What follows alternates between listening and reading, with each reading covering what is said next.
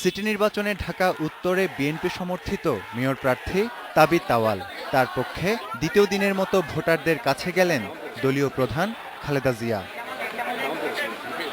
রোববার উত্তর এলাকায় প্রচার চালানোর সময় খালেদা জিয়ার সঙ্গে ছিল লম্বা গাড়িবহর। দল সমর্থিত প্রার্থীকে বিজয়ী করে ভোটারদের নীরব বিপ্লব ঘটানোর আহ্বান জানান তিনি।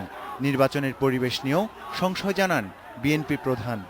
অনেক বাধা বিপত্তি তার মধ্যে দিয়ে চালিয়ে যাচ্ছি আমরা। ইনশাআল্লাহ মানুষের মধ্যে ভীষণ সারা, মানুষ স্বতঃস্ফূর্তভাবে ভোট দিতে আশা করি।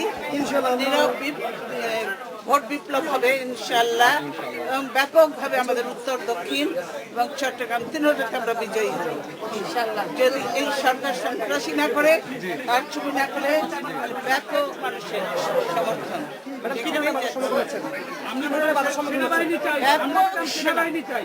আমরা সেনাবাহিনী, সকলেই সেনাবাহিনী চাই, ঠিক না? এটা দিতে চায় না কেন? তারা চুরি করতে চায়, সেই জন্যই সেনাবাহিনী দিতে ভয় পায়। খালেদা জিয়ার জনসংযোগ চলার সময়ে বেশ কিছু জায়গায় কালো পতাকা নিয়ে প্রতিবাদ জানায় বিরোধী পক্ষ।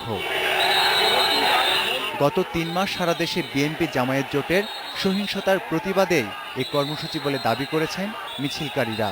এ সময় তাদের অনেকে লাঠিসোঁটা নিয়ে খালেদা জিয়ার গাড়িবহরকে বাধা দেওয়ারও চেষ্টা করে।